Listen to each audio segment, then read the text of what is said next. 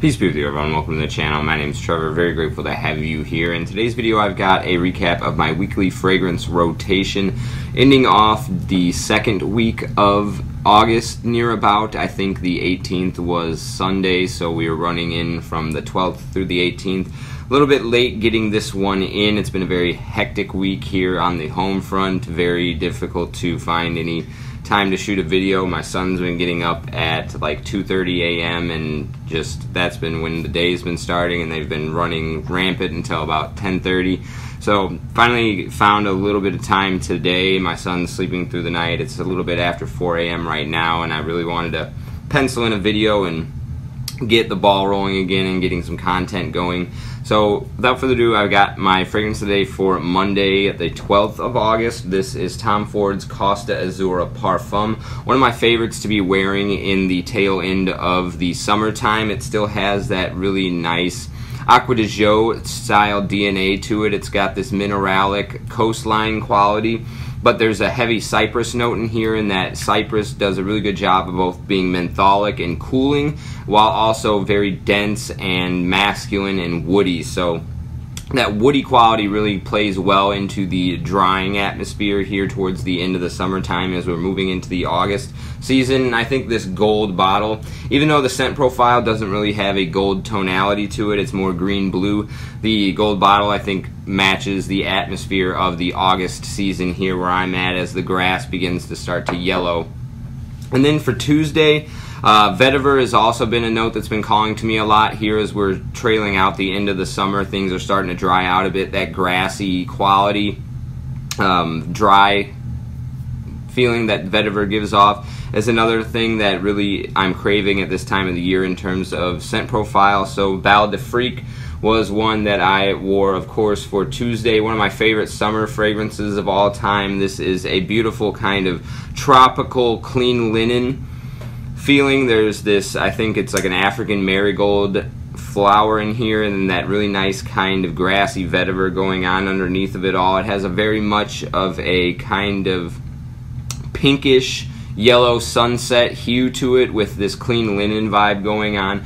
Really stunning juice, and the citrus in here is one of the best in anything out of my entire collection. It has this very refined quality to it, and not refined in sense of classy or upscale, even though it is that as well. But when I say refined, I mean very much like ground down. There's atomic citrus is what I always like to describe this fragrance as, because the nice way that it has this texture that flows across your nose, it just is very well polished and fine granules of citrus fragrance coming in, very sparkly, but even more ground up than that. It's just very well polished, and something that I think is a little bit overpriced for what it is. There's a pretty good clone in Vibrant Vetiver Delight, I think from Paris Corner, but this one is still just got that little bit of an extra wow factor that I think I would rather have that than the clone.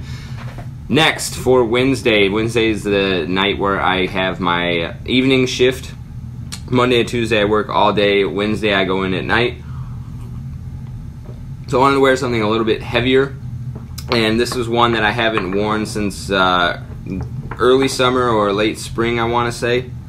This is Nishane's Hashivat, and this really nice oak moss in here that really gives this added bit of heft and a nice weighty quality to it. No compliments, I think, throughout this entire week on any of my fragrances, but this one I feel like got me some attention, you know, some looks, I want to say. People were coming in a little bit closer in their conversations with me, and rightfully so. This is really nice kind of syrupy pineapple, but not in a synthetic way, just a really nice kind of sweet quality that's going on in here. And then, like I said, that oak moss gives it this grounding heft and this overt green quality that is very tantalizing, something that just is really well done, and I think plays a little bit better in the early part of the summertime with that green quality, but it does have this fruitiness from the pineapple that I think does really well towards the tail end of the summer for me, when I really like to kind of move away from the citrus aspects of fruits and get more into the fruity sweet qualities, and I think pineapple is a really good fragrance note for that, and the whole Aventus DNA I think plays really well trailing out the end of the summertime. Thursday, this was a new one to the collection, first time wearing it, Brioni Eclat. Was a little bit unimpressed with this one actually, so I've only had one wearing with it, but from that one wearing, I think right now I'm leaning a little bit more into this being a springtime fragrance. It has this very wet, dewy rose quality to it, and then a little bit of this Terre d'Hermes kind of woodiness going on. I don't think it smells too much like Terre d'Hermes in the sense that this would be redundant to own both. There's a little bit of like a grapefruit, nice vibrancy going on with that dewy, very wet, dewy rose floral component. It's got a classy vibe to it. It feels kind of upscale, but a little bit too simplistic in some regards, and it's not all that high quality. I believe Lalique is actually the parent brand of Brioni, so it is what you would expect from maybe a Lalique fragrance, but so far this one I don't think was really doing it for me, at least in the summertime. I think some of that wet, dewy, floral quality might play well in the spring, so I'll have to see how this one plays out in a little bit cooler weather, maybe a little bit more wet weather in some sense, maybe the rainy season. But as of right now, this one's only okay for me. I was not all that impressed with it in my wearing on Thursday. And then for Friday, Cedrat Boisé was my scent of the day. I usually like to wear the niche fragrances on Friday, and this one is just tried and true. I really love the sort of vanillic quality going on underneath of everything here. It just is very well received by the general public. Didn't get a compliment on this one today, but I do generally get compliments on this one when I'm wearing it. I did try to get a picture of this one for my scent of the day for Instagram and ended up kind of dropping the bottle. Luckily it didn't break, but I got some little abrasions there on the bottom. But really pleasant fragrance. Again, it's kind of like Hashivat. It goes into a similar vein as the Aventus DNA. They both have that kind of pineapple sweetness going on, and I think that just does a really good job of carrying itself here at the end of the summertime. And then Saturday was a wild day, so there was these very heavy intermittent rains while also being very sunshiny. So it was perfect like rainbow weather, although I don't think I saw a rainbow that day. And there was a food truck festival going on in town, so me, my dad, and the kids went out to go get some food for my wife and bring it to her at work. Some really nice avocado egg rolls and these little potato pasta things.